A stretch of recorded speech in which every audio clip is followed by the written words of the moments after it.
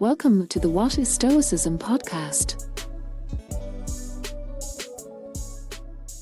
My guest for today's episode is Shermin Kruse, globally recognized negotiation consultant, law professor, author, and TEDx producer, whose latest book is called Stoic Empathy. The book blends neuroscience, philosophy, and Shermin's own personal journey to provide actionable insights into cultivating influence, self-leadership, and emotional regulation. It was a pleasure to speak with Shermin, and I hope you enjoy this conversation as much as I did. Shermin, thanks for joining me today. I'm really looking forward to talking to you about your book and the concept of Stoic Empathy. I know you're an author, a law professor, a speaker, and a TEDx producer, but for anyone who isn't familiar with your work, I wonder if you could just briefly introduce yourself and maybe give a little insight into how you came to write a book that's so strongly influenced by Stoicism. Yeah, I'd love to. So my name is Shermin. It's a Persian name. I was born in Iran in the late 70s. My family immigrated to Canada in the late 80s. That was about 10 years into the Iran-Iraq war and also 10 years into the post-revolutionary moments within Iran. So my first about 11 years of life were spent immediately post-Islamic Revolution, which, as I'm sure you can imagine, was an extremely volatile and unpredictable time living there, especially because if there was vast imposition of rules of law that did not exist 5 minutes ago. So they had not become part of the cultural norm by any measure of the imagination, and they were actually difficult to keep up with. And immediately after the revolution, they were at their strictest form. Some of the requirements have since loosened up just a little bit, but at that time it was really quite oppressive. It remains oppressive, but at the time it was jarring, harsh, and sort of the most difficult that it would be for some time. And then the war with Iraq claimed about 1 million lives. And to give you some idea, at the time in Iran there was about 40 million people, so about 1 in 40 people died, a lot of them civilians. It was a lot of civilian heavy missile attacks inside Tehran, the city where I lived. So that was essentially the framework in which I was raised as a child, as a preteen, prior to immigration. And it was really during that time that I learned a great deal about Stoicism. I didn't know that it was called Stoicism when I was a child, but I did have a good understanding of what it took to have a particular amount of awareness about one's environment so that one could maneuver it with as much emotive control as possible while remaining as just as possible, because as I'm sure you can imagine, it was also a time where brothers went up against brothers and neighbors informed on neighbors and such. So there was a lot of discussions about principle and what the right thing to do is, what the just thing to do with, and then how to go about doing that. And also compromise and what compromises needed to be made and which ones did not. And so that was my early childhood environment. It wasn't until I was studying philosophy in university that I came to familiarize myself with Stoicism as not just a philosophical, but I would also think a moral and in some senses even a spiritual way of being. And at the same time, I was studying neuropsychology. I got a double degree in psychology and philosophy. And the neuropsychology studies consisted primarily of my meager attempts to understand the human body and the human brain and human interactions, and sort of cross-comparison that with my understanding of philosophy combined with my background in order to better predict human behavior, thus allowing me to better maneuver myself and control myself as I moved through the world. So I went on, I became an advocate, an attorney. I did that for a very long time. I started a number of NGOs. I had a bunch of kids. My husband and I have 4 kids. And eventually I got myself to a place, Alan, and I don't mind being honest with your audience about this. I got myself to a place where I bought my freedom. So I could just sit in a room in a t-shirt and sweatpants and write all day, which is a pretty remarkable thing to be able to do with one's life. And that is when I really sat down to write Stoic Empathy. And from start to finish, it was a good 3 years. And I will tell you, working with a large publisher caused significant delays in that process, but also refined the work considerably because of my amazing editor. And so that is how the book came to being. That is a very long answer to your very succinct question. So Thanks very much for sharing that about your background, and it's interesting to hear. We'll get on to the book in more detail, but it's, I think, something you said early in the book. You shared a couple of stories about your upbringing and things, and you also sort of hinted at it there in your answer that you later came to understand some of the things that you had seen as a child as stoicism, or as resilience and things like that. And one that stands out is you had all these family gatherings and you were able to watch your aunt dancing, and I think it was probably these small moments of kind of freedom that you could have at those times. Is that something you look back on and saw as stoicism later on, and it helped you understand it a bit more, did it? It's interesting because the book is actually called Stoic Empathy, which essentially fuses Stoic ideals of resilience with modern notions of empathic awareness. However, anyone who knows really anything about Stoicism knows that it is unnecessary to do so, because Stoicism is just as much about awareness and courage and kindness and justice as it is about resilience and strength and power. What I learned during that time was that it is, well, first of all, remember, we were walking two lives at that time. We were different people outside the house than we were inside the house. Inside the house, we had a significant amount of control over what, because of course we were out of the purview of the authorities, right? Outside the house, we were within the purview of the authorities, so our control was significantly more limited to our internal state of being. And part of the negotiations that we would make with ourselves when we were limited to that internal state of being was, when I get home, I can take this off my head, or when I get home, I can breathe, or I can have my family over this weekend and we can drink some of the whiskey I'm making in my bathtub or whatever it is and relax a little bit. And it was a sort of an aid or an assistant in helping you keep yourself in the moment wherein your control was more limited. And so, yeah, that duality, what it taught me more than anything else was the difficulty of finding authenticity. And I will tell you, I had similar experiences in the corporate world when I came out of college. And it was like, I'd never been inside an office building until I graduated from law school. It's just not the kind of family I came from. And when I started practicing law and I got into this world of power and money and the very capitalist, United States framework, I also had to walk two lives and live in that dual zone. And one of the things I'd really struggled with throughout my childhood and throughout my life is really, which of these people am I? Where in the middle of this am I? And one of the aspects of Stoicism that I really struggled with is, sure, I want to be true to my own value system and utilize my control over my emotions in order to find that truth. But what is that value system? And where does the truth even lie? And, questions of existentialism that essentially reach beyond the behavioralist aspect. And I really, really have struggled with that. And it's one of the other things that led me to write this book was the struggle itself revealed so much and allowed me to reflect further and make it at least a few steps further along the road of self-discovery and authenticity, sort of, and get to the place where maybe I'm kind of sort of mostly myself most of the time right now, if there is a constant sense of self, which I'm not entirely certain there is. And so that was the nature of existence. And the example you cite of my aunt dancing, in Iran, we would have these, women weren't allowed to dance.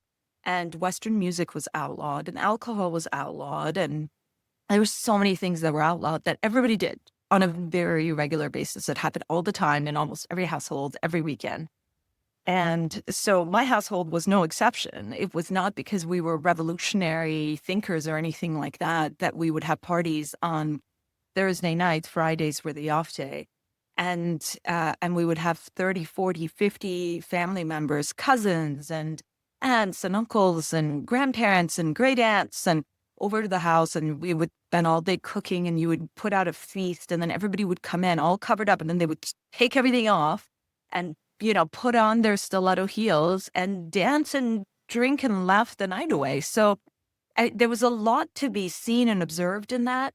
There was also a significant amount of risk, even though it was in the privacy of our own home. And so there was also this element of, okay, yes, we can do this here. We can better present ourselves, but still a huge risk that we're doing this. And how much is it worth?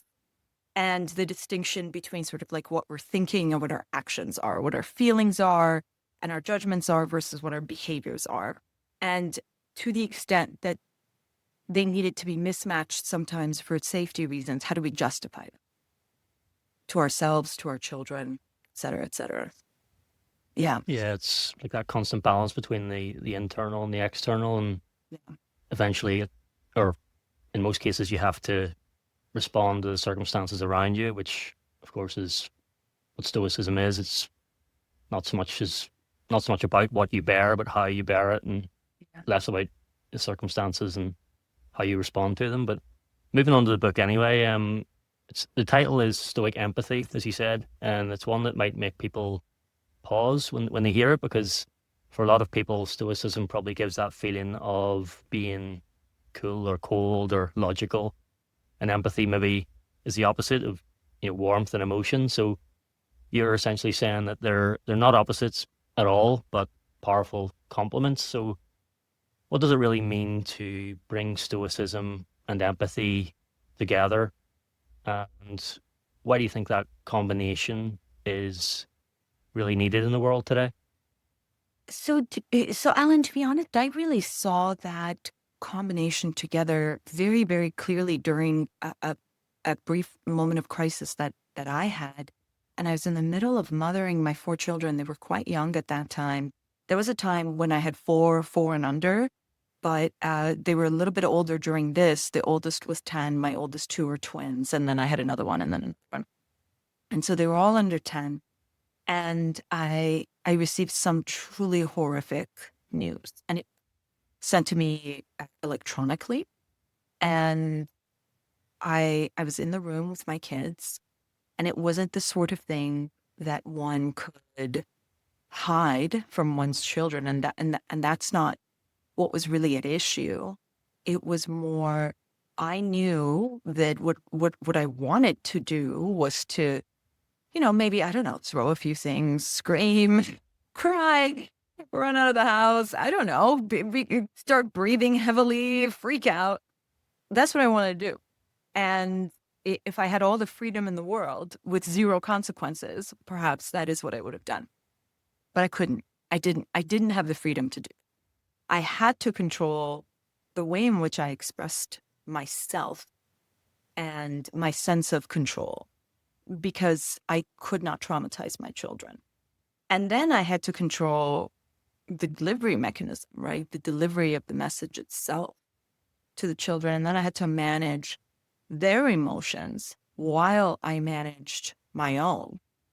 And that was when I really saw the relationship, that it was, in fact, my responsibility towards this household, towards these little people, that really enabled me to have control I didn't even realize that I had in a very, very difficult situation.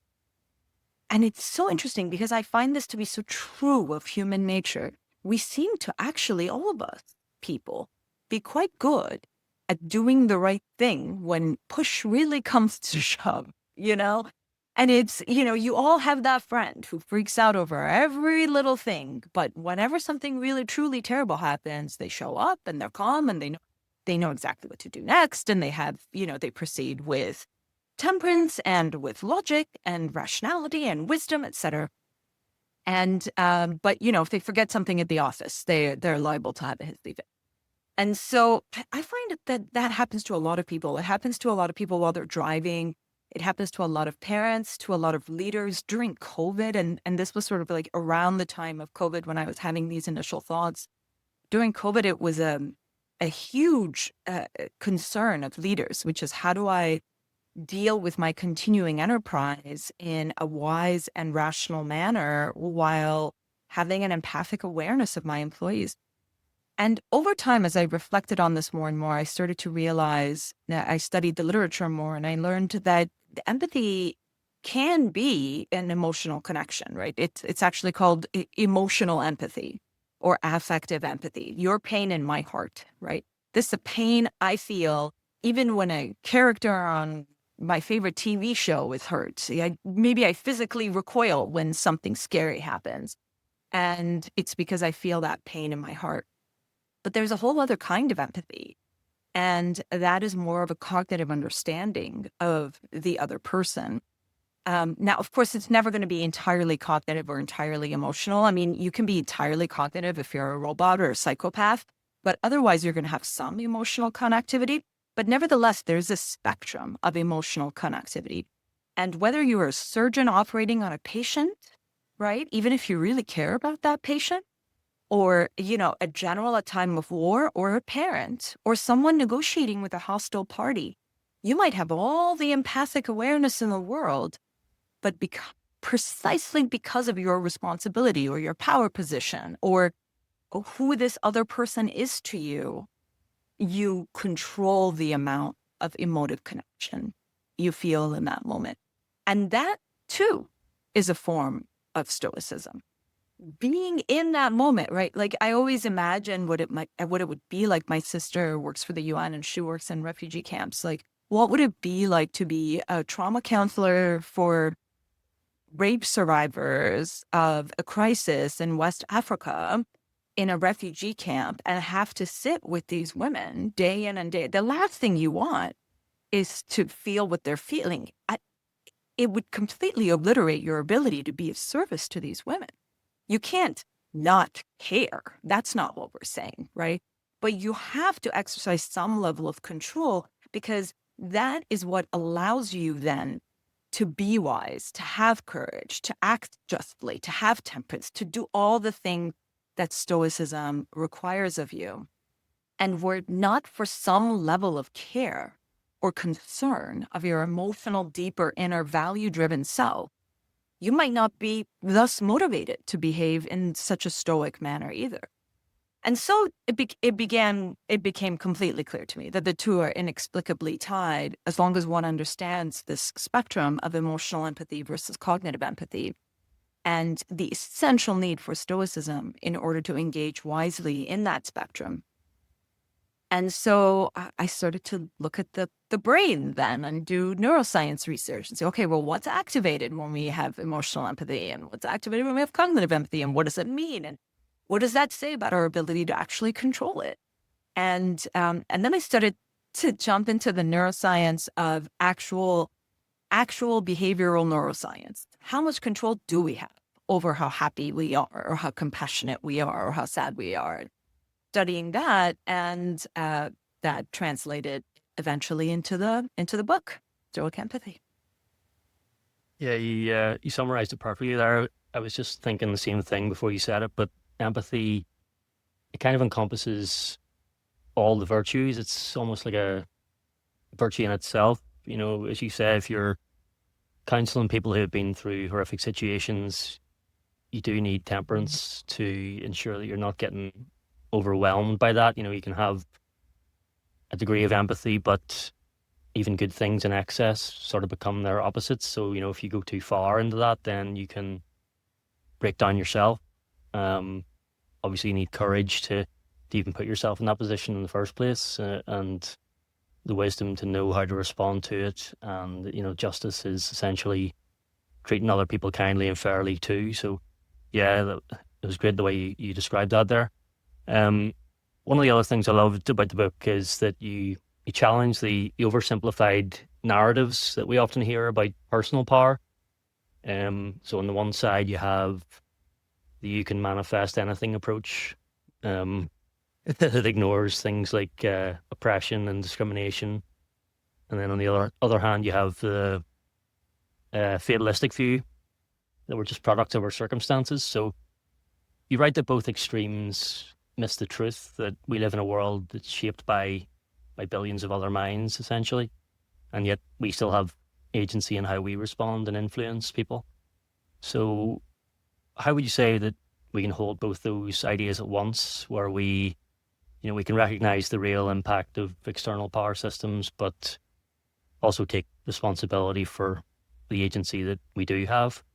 And obviously that's, a big part of why you're saying that empathy and stoicism are important for us and for others. Yeah. Yeah, I love that you brought that up, Alan. I mean, I actually think it's such a core component of Stoicism itself to understand human nature from a rational point of view, to take an approach toward social awareness and understanding of the world that we live in. And the idea that you have complete and total control over the manifestation of your own destiny is a godlike assumption that finds no place in the heart of anyone who thinks for more than 1 minute about what power dynamics really are in this world. Not to mention all of the flaws that come with that, with victim blaming and, is it the fault of the Jew that he's in a concentration camp? Is it the fault of the refugee mother on a 10th floor that she's there? I mean, that's not to say there's more that could have been done under those circumstances, but it is absurd in those circumstances to point your finger at that individual. It truly is absurd when one looks at the wider circumstances. And so we must be careful how we approach the world about our own power. One of the things, however, that really grates at me on the other side of that is a victimhood mentality, because and again, we've all to some extent been there. We've known some people that refused to give in, refused to even, die. I have a friend who just refuses to die. No, she gets cancer, she doesn't die. She gets a seizure disorder, she doesn't die. She gets a brain injury, she doesn't die. I mean, it's kind of incredible. Sooner or later, and that is one thing she will have to submit to, as we know from our Stoic training. But nevertheless, the amount of courage and strength and resilience that she brings into the world. And then I know other people who the traffic light goes the wrong way for them. And it's like the worst thing in the world has happened and they are a crumbled mess because everything is against them. And it always happens to them and always when they're late and blah, blah, blah. And it really is kind of incredible when you think of the shallow approach that it would require to actually think in either of those ways, either that I can manifest my own destiny or I have zero manifestation impact on my destiny. If one were to just take a few moments and ask a few follow-up questions, one would see the complexity. And in the complexity is the beauty, right? Because in the complexity, that is where the dialogue, the discussion, the disagreement can occur. And that complexity is subject to change. Your control over your environment is different depending on your wealth, your race, your socioeconomic position, what country you live in, the rights of your citizenship status, what passport you carry. These things make a difference. And therefore, so does a lifetime of thinking a particular way, acting a particular way, and behaving a particular way, right? That also can have an impact on your external circumstances. So to believe everything in your external circumstances is fixed is also absurd. And so therein it lies the negotiation and the dichotomy of control, right? And it's so fascinating because two very rational people can disagree about where the limits of control lie. But two rational people cannot disagree that there are limits to control. And yet, two rational people, as long as they believe in some form of free will, also cannot disagree that between stimulus and response, there is a space. There is a space. And there are other things that impact that space, whether it's the weather or your economic circumstances, but there is also you.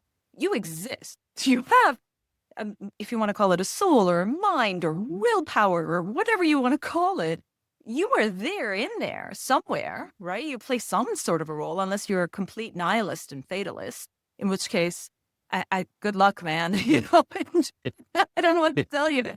Go drink yourself into oblivion and call it a day, I guess. But I mean, if you are finding room for any level of agency in your life, you must acknowledge the existence of that space. So the study is in the space. What is in this space? It is constantly changing, but there are aspects of it that are permanently in my power. And that is where the Stoicism comes in, right? The very study of the space is permanently in my power. And that is an important aspect of Stoicism, that at a minimum, I have the power to determine where my power lies. And there is something there always, and I can always isolate it. And that study in and of itself is a Stoic act. And there's so much beauty to that. And it's such a fun thing, I think. And, I bring, I'm a lawyer by training and a law professor, but I bring parenting in all the time because so much of the stuff comes with kids as you try to raise kids in this world and teach them, okay, well, I get that your teacher's an idiot, but sometimes you have idiot teachers. It is what it is. Versus, oh, you don't need to study because you have an idiot teacher and it'll make no difference whatsoever, right? So, Yeah. I find that I enter these negotiations with my children and discussions with my children all the time, and they lend themselves so naturally to a very simple, logical conversation that doesn't require any philosophy speak at all, and just only asks a handful of questions. What is in my control and what is not in my control? Quick follow-up, what can be in my control tomorrow or in 10 years or in 20 years? Or how can I maximize the likelihood that such and such can be in my control tomorrow or 20 years or 100 or whatever? Yeah.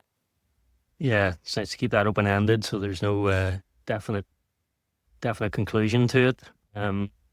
Just from what you're saying, that reminds me too of kind of the proof that it really is our opinions and judgments about events that, upset us rather than the events themselves, is that the same event can be interpreted by two different people, completely differently. So, as you say, then within that space between stimulus and response, two people can come up with two different conclusions, but the same event has happened. So, yeah, that's an important part of Stoicism too, is just how you judge things and knowing that how important that is.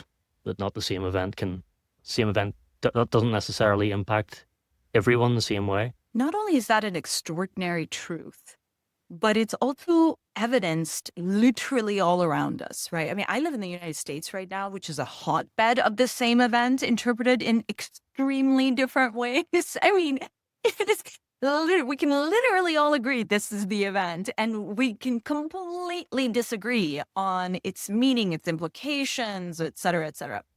And I think thus to believe otherwise is a complete blindness to the world as we live it on a daily basis and the interactions that we have. It's so interesting because I actually, it's one of the things that I was speaking about recently at a corporate talk, is your very difference of opinion with a colleague is a demonstration of your personal power. It is actually kind of extraordinary that you get to have it, right? It is a demonstration of your personal freedom.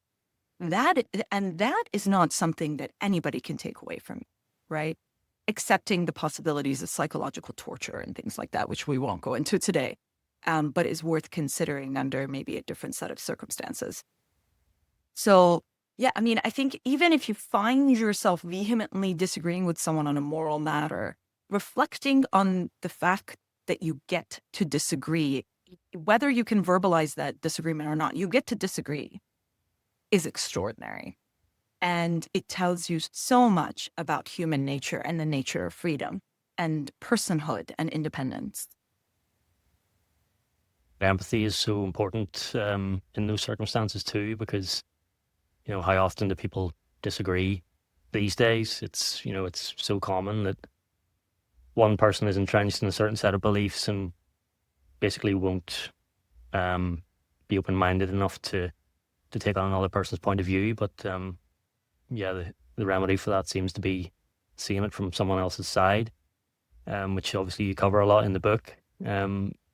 And you spend some time distinguishing between sympathy, compassion, and empathy, which are three words probably a lot of us, including myself, would blur together and maybe didn't understand fully until I read this. But you describe sympathy as recognizing someone's pain, compassion as wanting to help, and empathy as actually stepping into their emotional world to understand it.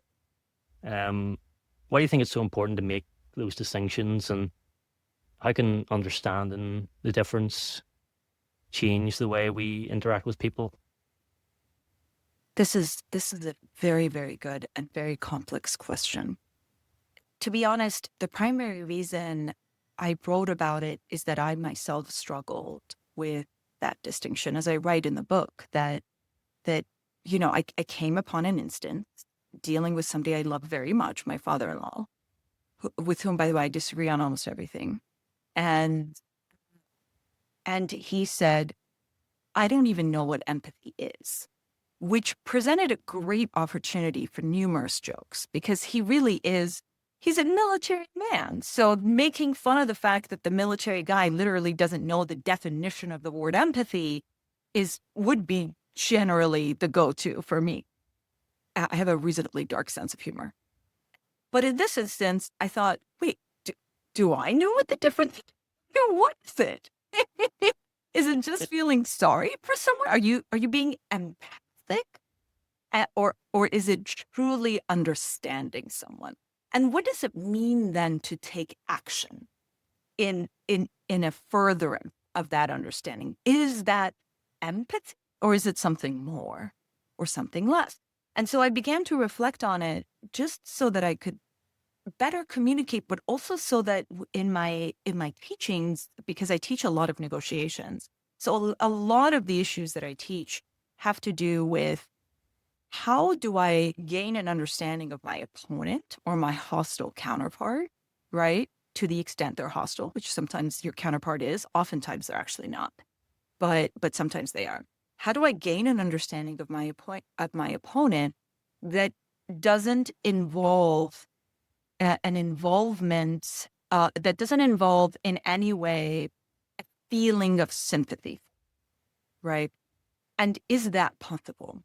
And can I then take that, say, to an intellectual debate, a place of intellectual debate?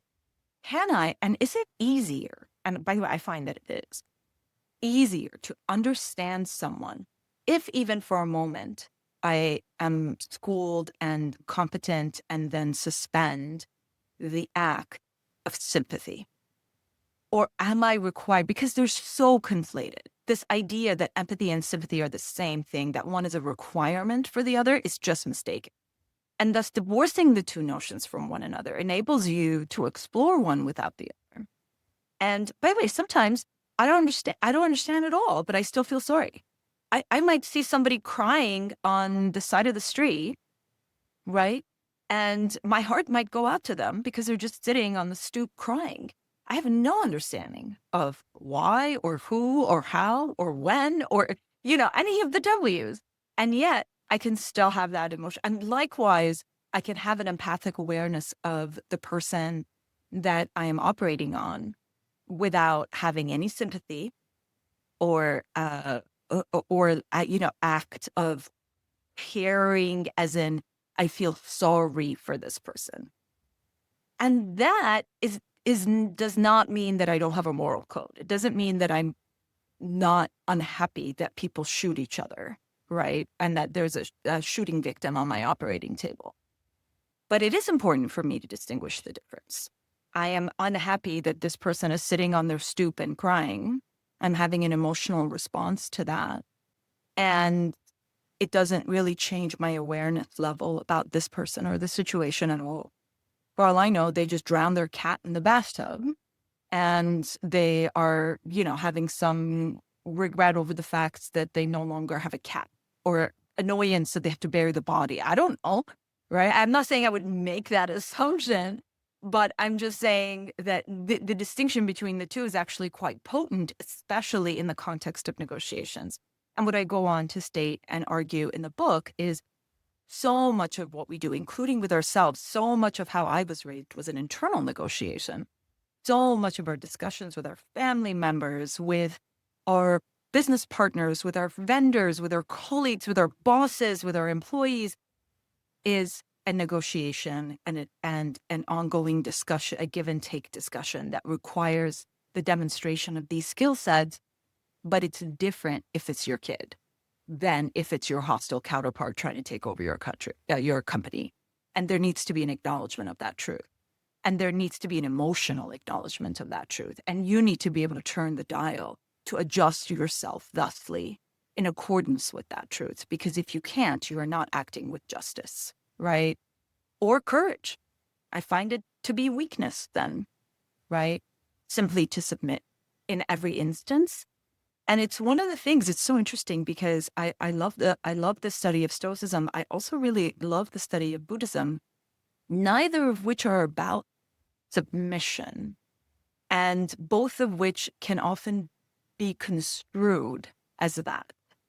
It's not about giving up or giving in, right? It's just about recognizing whatever truth you can about the situation. And whatever truth you don't know, you can recognize that you don't know that truth also. And then making as informed a decision as you possibly could, given what you know. And sometimes what you know is not a lot. And sometimes it's all internal. But it's there. It's always there. There's always something there. Yeah, I've written about that a few times, just that misunderstanding of giving in, and how Stoic acceptance is like a resigned slump into passiveness when it really isn't, because you have to accept things that, as we talked about before, that you can't control, so that you can then focus on the things you can. So there's where acceptance is courage, and not being passive. So yeah, I totally agree. And you also make the distinction between emotional empathy and cognitive empathy. So the feeling of what others feel in comparison to simply understanding what they feel. Yeah. Would you say that's important for people who want to care about others, but they also want to avoid being burnt out, as in not excessively feeling the feelings of other people, if that makes sense? One of the issues I became really concerned about during the height of the Syrian civil war was why it is that so many people can simply not care. Why is it that so many people experience total and utter empathy collapse in response to a crisis that is so horrific? We're seeing that now in a couple places in the world as well. There's one in particular, the situation in Sudan, that at least in the United States gets no cover. Nobody literally nobody talks about it. And it is if not but at least one of the worst cases of displacement and sexual violence occurring in the world. And it's remarkable that nobody talks about it, but it's just complete as if it doesn't. And if you bring it up, people might acknowledge it, but then they immediately move on to something else. It's just, what I realized was it's just too big. It's too much for people to hold it in. It isn't that human beings are monsters, right? It is that they turn it off if they feel they have no agency, right? No control. Or if they feel it's just too big for them to be able to handle. It would crush, right? And thirdly, if they believe that it would have a detrimental impacts on their ability to comply with their own responsibilities, right? I still have to get up in the morning and feed my children and make sure they're in a particular state of mind for school. Am I going to be able to do that if I'm focused so much on little girls being raped in Sudan? I mean, it's the query, right? Yeah, how much? And how can I do that? So I just turn it off for a little while. I don't like turning it off. I like to talk about how can I keep it on, but maintain my emotive control so that I don't get so overwhelmed. And how can I reflect on that particular truth about the world in a manner that's consistent with Stoic ideas of dichotomy of control so that I can really think about what is in my control here, right? Is there nothing in my control? And it's incorrect. There isn't nothing in my control. There just isn't. Even when it comes to the situation in Sudan, living as a, middle-aged woman in the north side of Chicago, even just discussing, bringing it up during this podcast today is something that can be done that is essentially a significant form of advocacy and that I did. And that is something I'm able to do. And I have to be then careful about how I exercise that judgment. I can't, I will stop being invited to parties if all I ever do is talk about, horrific humanitarian crises. So I have to figure out how to balance that and how to present it in a way that is somewhat appetizing to the people who are receiving the information. And that too is in my control. And I can control my tone and I can control my volume and my tempo and the words I choose to use and how understanding I am, et cetera, et cetera. And so that conversation and that negotiation fascinates me a great deal, which is like, how do I not turn it off, but function optimally and focus on control? How do I do that?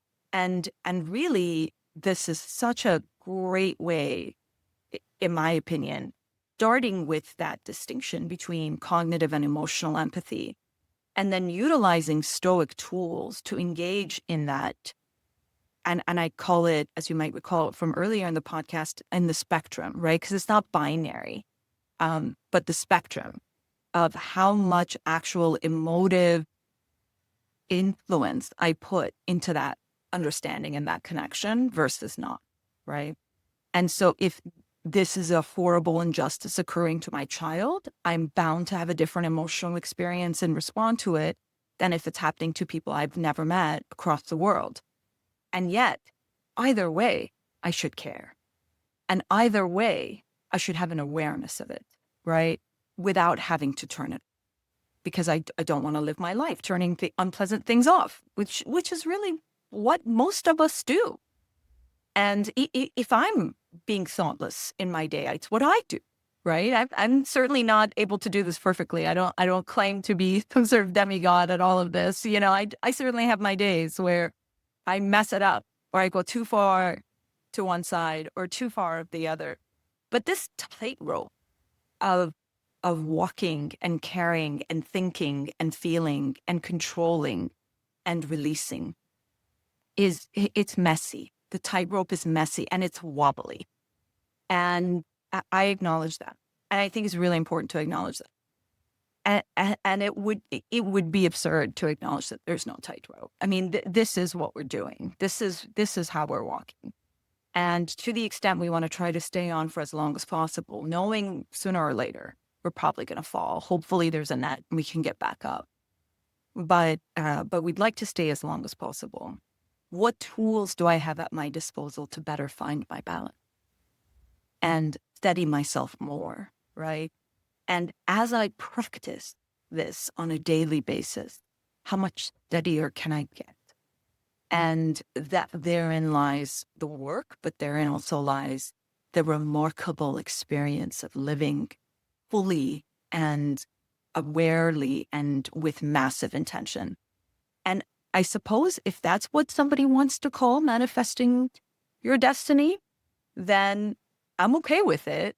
But it's not like I can say, I'm going to manifest becoming a social media star and, let's be a social media star.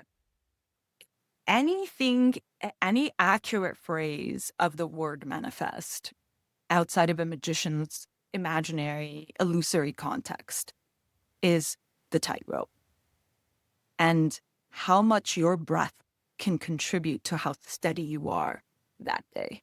That is it, right? And then maybe with a look toward tomorrow and the next day. It's a great answer. As you say, we tend to prioritize other things ahead of, the big causes, the injustices, and if it's going to disrupt our day in some way, potentially we'll turn away from it, ignore it. It's too far away from us to worry about. And the other thing is that there's kind of a competition between causes sometimes. So we think, oh, I paid attention to this thing, that's more important than this other thing. But that's not really true, because, if you're doing what you can control, doing some positive thing, as you say, it might be something small. If you're contributing something positive to some cause, it's better than doing nothing.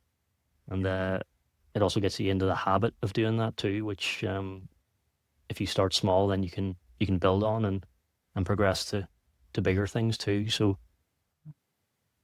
yeah, it's important. I agree with that. And I would say that that's also an aspect of dichotomy of control, is recognizing your own limitations as a human being, prioritizing your responsibilities as a human being, but leaving room in every day of your life for some period, whether it's 10 minutes, 5 minutes, or 2 hours of reflection and awareness searching of the truth of what world it is that you actually live in, so that you can walk it with a greater sense of deliberate, right? Otherwise, you're no better than a spider just jumping from one string to the next. And you are better. You are better than a spider.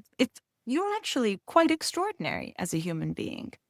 And you get to do that. And it is a privilege. And so to turn our backs on it, in my opinion, is a great waste. Yeah, I agree. There's a great story, just to come back to the book early on.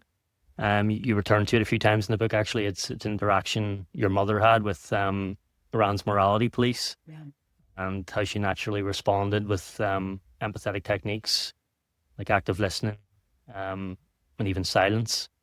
And it made me think a lot about how important it can be to have role models at that young an age.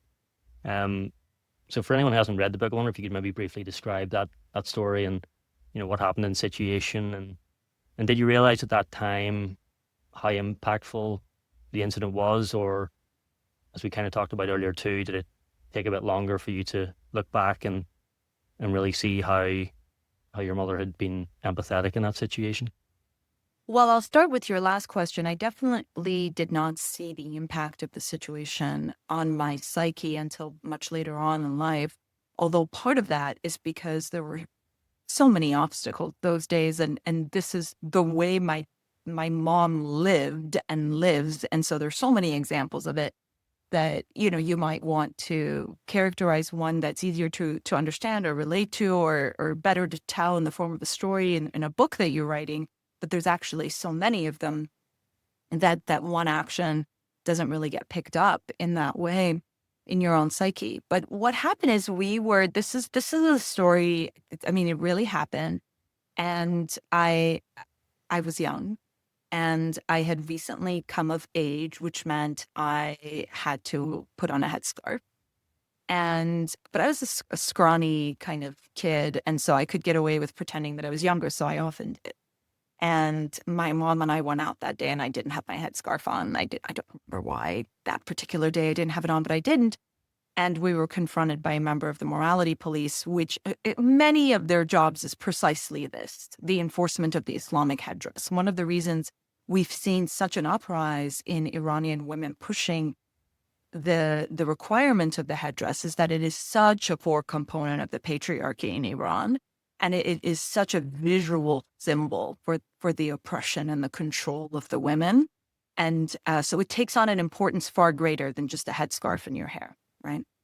And so we were approached by this morality guard. I have to tell you, Alan, maybe she wasn't, but the way I remember it, she was massive and terrifying and had this huge assault rifle hanging around. And again, maybe it's my emotional reaction as a child to the situation, but that's how I remember. I remember this person being remarkably menacing and physically built like a wall. And I thought, what are we going to do? Because it's not like we weren't powerful people. It's not like we could make a call, and it wasn't as though my uncle was the prime minister or anything like that. So we had very limited power in that situation. And she had massive power in that situation. So therein lied a situation with the existence of an incredible power imbalance. And I find oftentimes when we discuss how to be in a conflict or how to be in a negotiation, we just assume equal power positions. And that's a really unfair assumption. Often that is not the case. And in this situation, it certainly was not. This person could have ended our lives, right? And we had to somehow get out of it, right? At the same time, you have to be careful how much you morally degrade yourself in these situations, right? I'm not saying that your moral principles are of higher value than your child's life. I would never say that. But I would say one must at least give some thought and consideration to what is considered here. I mean, do I just get on my knees and grovel? Or is there a way I can do this in a manner that preserves my integrity, right? While still finding a way to exert as much influence on this individual as possible. So in that moment, you have to control your own anger, your own frustration, right? Find your own value system. And within the limits of that, engage in an exercise of awareness that enables you to have as much influence over the person far more powerful than you as possible. And that is what my mother was very, very good at doing. Naturally, diplomats are very good at this. There's a lot, waitresses are good at this. There's some people are just really good at this. But I claim that you can learn to be better at it with practice, which is what the book teaches. And so when she was presented in this situation, she utilized a number of tools that I teach in the book that one can utilize in similar situations that enabled her to influence the actions of the individual, the morality police, in light of what she understood about, right? And allow then that understanding combined with the influence to better enable her to predict the next action and the next action. Like playing a game of chess with an opponent whose pieces you cannot move, but whose moves you can control through how you move, right? So that's really what these skills are. And I think in that story, I talk about silence, affect labeling, and one other tool, and I can't remember what the third one is, but I think there's 3 in that one that I focus on. But the idea is affect labeling. So then I explain the tools. So then I go into the neuroscience. And by the way, this is why this tool works. Because when you affect label, when you name someone's emotion, like looking at this guard whose job it is every day in the heat, she herself is covered up. It's really hot. It's really uncomfortable. It's really annoying. And she has to say the following phrase 573 times a day. Why isn't your headscarf on right? Why isn't your headscarf on right? Why isn't your headscarf on? That must be frustrating, right? Regardless of anything else, we can all agree that that's very Sisyphusian and quite frustrating. And you can authentically say this to this human being in a manner that is legitimately grasping the struggle of their frustration, right? And so when you do that, what happens in the brain? So then I go about what happens in the brain when you use this tool. How does it diffuse someone's anger? How does it diffuse the tension? How does it open that person up to agreeing with you more? And so that's a lot of what the book does in the first half, is talk about how do we use these tools? And then I go into the science. You can read the science, you can skip the science. It's fine either way. But I go into the science of like what actually happens if I'm looking at your brain in an fMRI machine that then causes you to like me a little bit more, or be a little bit easier on me, or be a little bit more gentle with me than you otherwise would have 30 seconds ago, right? And then what can I do after that? And then what can I do after that? And so I'm not guaranteeing that you can get out of a confrontation with the morality police in this book. What I'm doing is showing you a way that you can maximize the likelihood of you doing so while preserving your integrity. And then the second half of the book, the Stoicism aspects, are all about And then how do you engage in the emotive control in that moment where you don't just fall and you don't just scream or you don't just run and get shot in the back, right? Because those would not be the right actions in that moment. Not because they never are. Sometimes you should scream, right? Just in that moment, right? By your own determination, not by anyone else. And so, yeah, the book does a lot of that, and it's a lot of it mix, and that's why it's such an interesting. I mean, writing it was a fascinating process for me because it's a complete mix of neuroscience, philosophy, and negotiation training, essentially. Yeah, there's something for everyone in there as well. As you say, you can dip in and out of different sections if you need the explanation or if you don't. But I think preservation of integrity in that situation feels very important to me, especially as, from your perspective looking on, you were able to see your mother doing that with integrity. And, that must have been a great example. It was, and I have to admit to your audience that there are times when she failed at that, and there are times when I failed at that. And even though there's one instance from when I was 10 years old and I was in school, and to this day, I feel like I betrayed myself. And in that moment where I pretended to be someone I wasn't, I feel like I betrayed myself. As literally a 10-year-old kid, just trying to belong into a classroom setting. And which 10-year-old kid doesn't do that?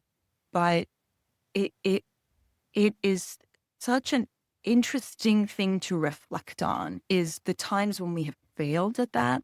Not so we can beat ourselves over the head and cry over it, but so that we can reflect on what that means and what it could mean for the next time. And then bring the empowerment into your approach toward your very, very next interaction, where you're, say, negotiating your salary with your boss, who has significantly more power than, say, you do, right? And could fire you on the spot, and you would lose your child's health insurance. I live in America. Your kid's health insurance depends on whether you're employed, right? So this is significant, especially if your kid is sick. So, these are real considerations, and they might be more worthwhile than even your integrity. But the question must be asked, right? And the decision must be made. And what I do in the book is I refuse to preach to anybody where to draw the line in these sorts of decisions.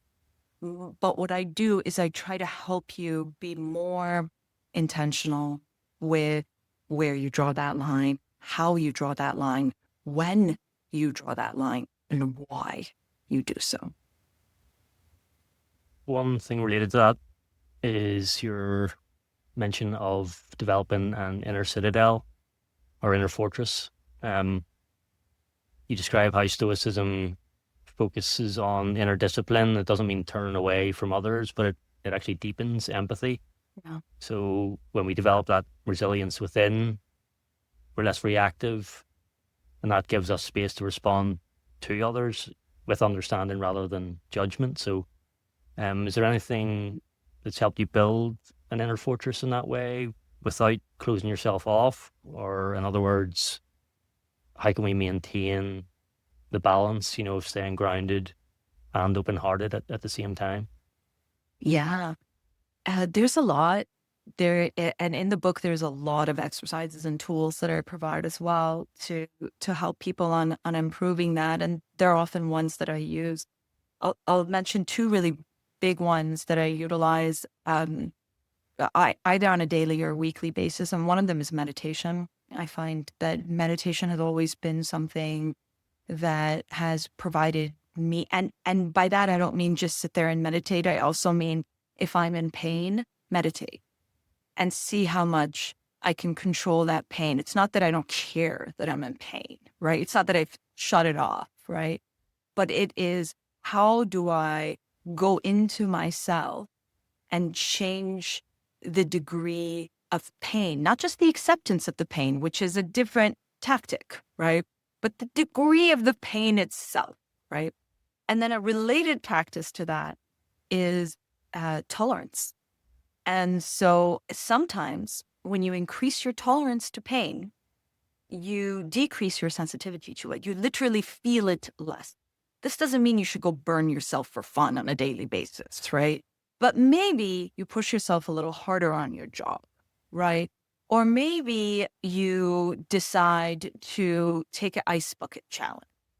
Or maybe you just go beyond your comfort zone and go to that party that your friend invited you to that you kind of sort of wanted to go to, but really made you a little uncomfortable, right? Whatever it might be, pushing yourself in a manner that is healthy and positive, not unhealthy, dangerous, or negative, but in a manner that is healthy and positive beyond your comfort zone, right? For instance, something for me that's very uncomfortable for most people really is public speaking. I'm a speaker, Alan. I get paid money to speak. That is actually my primary source of income. It gives me, I have horrible performance anxiety. I just know that when I do it, I'm going to feel great. Up there, I'm going to feel great. Afterwards, I'm going to feel great. It's going to be amazing. I just need to get myself to walk up to that stage, right? In every way that counts. And so that for me is something that takes me beyond my comfort zone and that I engage in all the time. And that is a practice. And again, for me, that works because that is something that is positive. If that's not something that's going to impact you positively in your life, then by all means, do something else. One of the other things I talk about a lot, because I'm a big fan of mixed martial art, is sparring. I really like a good spar because it's jarring. Especially, I've had a rough upbringing, but I never got beat growing up. You know, my parents had very, very gentle hands. And so I wasn't somebody who was used to getting hit in the face. It's just not a thing that you're used to. And it is so incredibly disorienting. Even if you're wearing a helmet and a mouth guard and a padding and blah, blah, blah, it's incredibly disorienting. One of the things, I have this trainer, one of the things he does is he'll blindfold you. He'll spin you 3 times. And then he'll take off your blindfold and you immediately start to spar. How much physical control and mental control can I maintain over my body, my actions, my stance, my balance in light of the imbalance that was just subjected upon me without any choice, right? And how do I practice to get better at it? And there's so many other ways to do this, but yeah, I mean, that's the whole idea. I try to approach as much of life that way as possible. Yeah, that's a theme that keeps coming up. A lot of people I speak to get into Brazilian Jiu-Jitsu, and I've never heard anyone say anything negative about it. It always seems to have positive effects, and even people that never thought they would try it and love it. So, yeah, maybe someday I'll try it. Well, I have to tell you, jiu-jitsu in particular is a good one. And if any, I don't know what aspect of your audience is female, but as a woman, I love jiu-jitsu because it is so much about what happens if you're down on the ground and how do you use the angle for you instead of against you and flip the person that's on top of you, which as a woman, I can literally enter a room with a different level of confidence, knowing that if someone twice my size punches me in the face and gets me down on the ground, I won't be strong enough to beat them up. I just won't be. But I can flip them and run the hell out of there. And that, even that awareness itself is just amazing. Yeah, knowing you can do it, yeah. And it's the same as the public speaking. Obviously, you try it a few times, and it's kind of a fear inoculation of, giving yourself that confidence boost. But as you say, I don't know about you, but in the same way, I feel great after doing something like that, but the run up to it is dreadful. Oh my God. I get sick to my stomach every time I'm going on stage. Yeah. I've been doing it. I mean, when I was a lawyer too, same thing. Whenever I went to court for 25 years, I've been doing this. And if I'm doing it more frequently, I tend to be better at it. And if it's been a good few months since my last engagement, I tend to be not as great. And so it's interesting because I haven't developed as much of a resilience over time as I would like to have, but in each specific instance, it is a little bit less painful than it would otherwise be. But of course, that's just one tool, right? The other tools are not just to lessen the pain, but also accept the pain or welcome it. And there's so many ways in which to do that. And there's so many great things that the Stoics teach us, the Buddhists teach us as well about this level of fortress building. And no aspect of it is a refusal to feel. And that is the part I really, really want to emphasize. No aspect of it is that. That life would be so divorced from one's humanity, it would scarcely be worth it. Yeah. You like being a statue. Another really good exercise you have in the book is about writing 2 obituaries. And Yeah. I thought that was great. One is your life actually is today, and another as you'd ideally want to be remembered. So that's the 2 different ones. So it forces you to look at the gap between who you are and who you hope to become, in terms of character and impact on the world. So what would you say people can expect if they, go away and do this exercise after this? Or, how can reflecting on their mortality in that way be a source of motivation?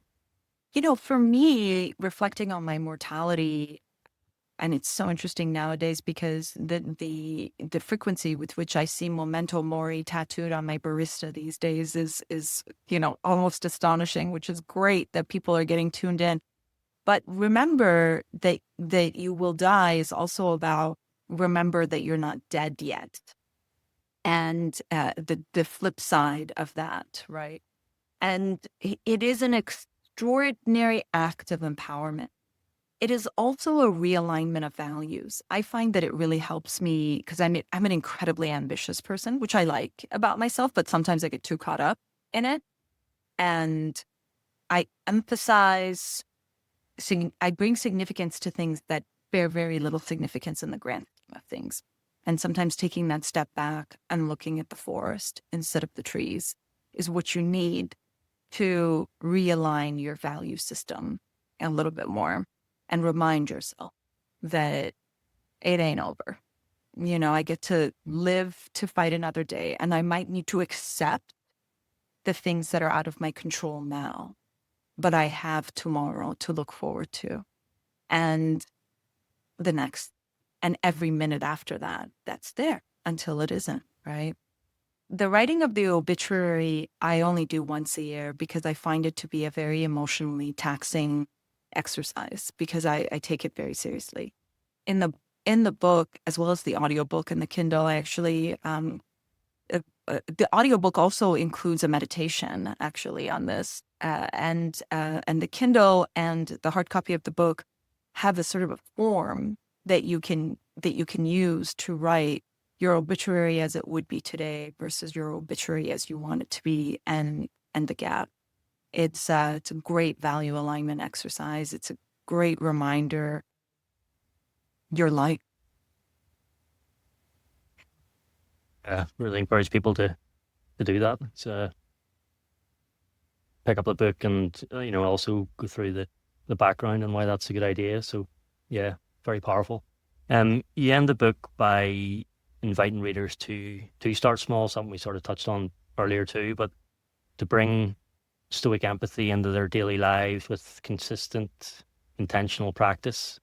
So for listeners who are inspired by your ideas and want to begin right now, what's one small daily habit you'd recommend to start building the balance of empathy and inner stoic calm that you describe in the book?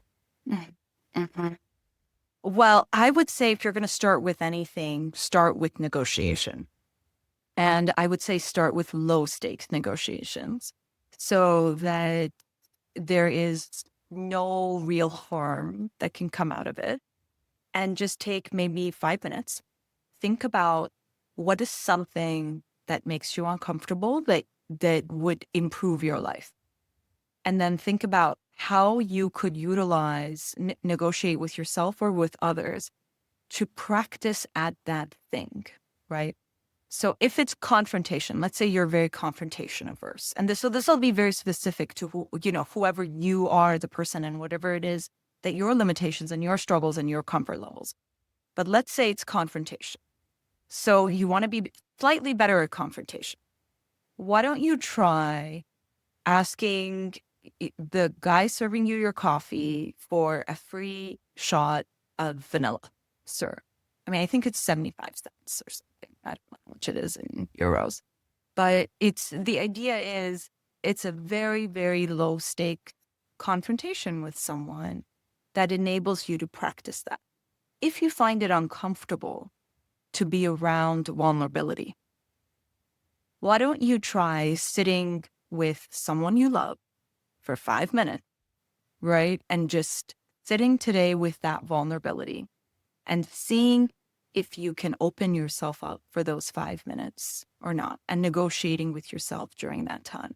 So I suppose if you're going to try anything of all the various tools and such in the book, this would be a good one to do today. Determine what the next level of your comfort level is, especially in the context of a negotiation, and then devise an exercise that is a low stakes version of that and engage in the practice of it to see how it feels and how it improves you. Yeah, I think that's a manageable, practical takeaway for people to try. Thanks for that, Shermin. Probably a great place to round off too. Yeah. Is there anything else you'd like to say about the book, or any resources online you'd like to point people to?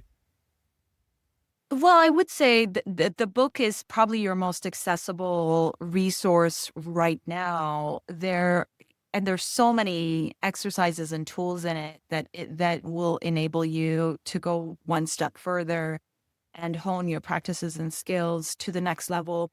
I would really like to recommend your podcast if I can. It really is an excellent, very free, very accessible way of gaining access to ideology that would really enable one to elevate their sense of control and value-driven, intentional life existence.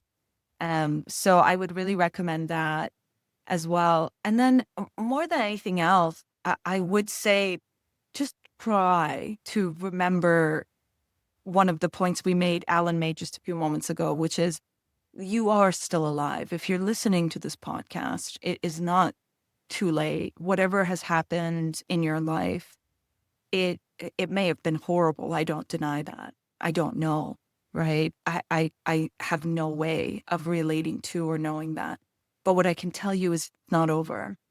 And whatever it is that's happening in your life right now that feels overwhelming and beyond your control, you can sit there today and think of 3 things that are in your control, and you can immediately rest on those.